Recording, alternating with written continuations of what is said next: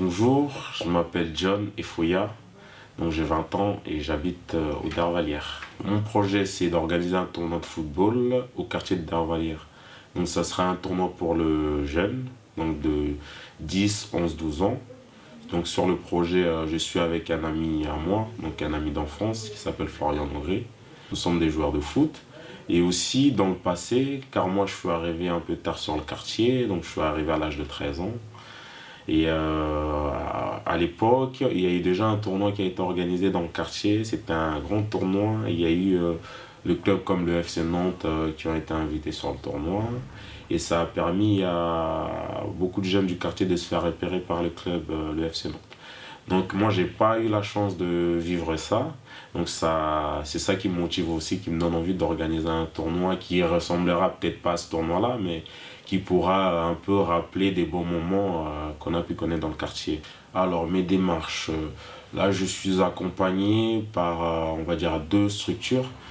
Tout d'abord, moi, je suis membre de l'association La Résilience. Donc je suis aussi accompagné par cette association et aussi à l'association Déclic et plus particulièrement par Monsieur Davis, donc, qui m'aide pas mal à préparer, à organiser ce projet.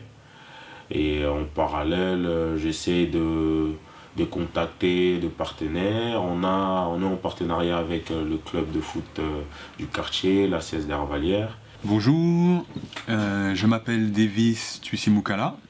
Je suis accompagnateur associatif et je travaille pour l'association Déclic pour l'informatique.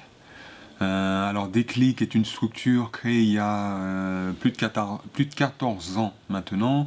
La particularité, c'est que cette structure a été créée par un collectif de 5 associations du territoire.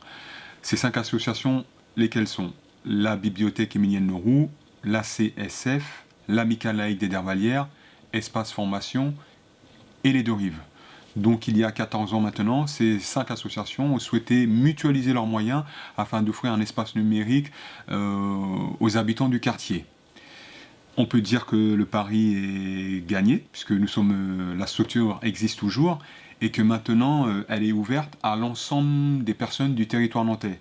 Que vous habitiez Bassindre, Bellevue, Malakoff, vous avez, si vous le souhaitez, la possibilité de venir utiliser l'espace et nous serons heureux de vous accompagner. Déjà, le message aux plus jeunes que moi qui vont participer au tournoi, c'est le respect. Donc, le respect avant tout, que les études, c'est la priorité. Les études, c'est la priorité. Et après, s'ils peuvent s'inspirer de leurs grands frères qui ont pu réussir dans le football, c'est très bien. C'est très dur, mais si eux, ils l'ont fait, eux aussi, le plus jeune, un jour, ils peuvent le faire. Donc, c'est ça le message. Et après, pour les jeunes de mon âge qui sont dans le quartier, vraiment, ce que j'ai à leur dire, c'est d'être ouvert. D'être ouvert.